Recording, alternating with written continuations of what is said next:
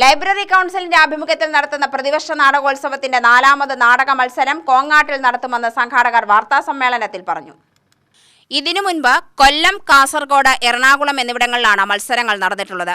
കേരളത്തിലെ സാമൂഹ്യ മാറ്റങ്ങൾക്ക് നാടകങ്ങൾ വഹിച്ച പങ്ക് സുപ്രധാനമാണെന്ന് സംഘാടകർ പത്രസമ്മേളനത്തിൽ പറഞ്ഞു.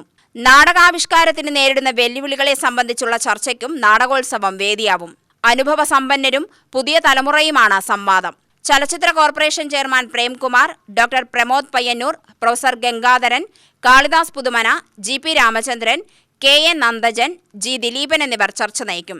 ഏപ്രിൽ 3 വൈകുന്നേരം 5 മണിക്ക് ലക്കിടി കുഞ്ചൻ സ്മാരകത്തിൽ നിന്നും നാടകജാല എന്ന സ്ത്രീകളുടെ നേതൃത്വത്തിലുള്ള പ്രയാണം ആരംഭിക്കും. പ്രശസ്ത നാടക നടി നിലമ്പൂർ ആയിഷ ഉദ്ഘാടനം നിർവഹിക്കും. നാടകോത്സവം ഏപ്രിൽ 4 രാവിലെ 10:30 വൈശാഖൻ ഉദ്ഘാടനം ചെയ്യും.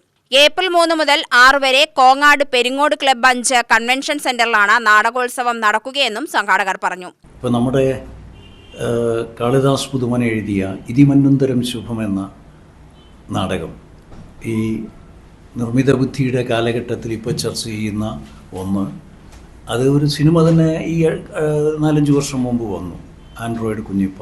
ഇതിനേക്കാൾ മനോഹരമായ രീതിയിൽ അവതരിപ്പിച്ച ഇതിമന്വന്തരം ശുഭം എന്ന നാടകം 45 വർഷം മുമ്പ് ഇവിടെ ഒരു കലാസമിതി, കാളിദാസ് പുതുമനയാണ് അത് എഴുതിയത്, നല്ല രീതിയിൽ പാലക്കാട്ട് അവതരിപ്പിച്ച് സംസ്ഥാനത്തിൻ്റെ ആകെ ശ്രദ്ധ പിടിച്ചു പറ്റിയ ഒരു നാടകമാണ്.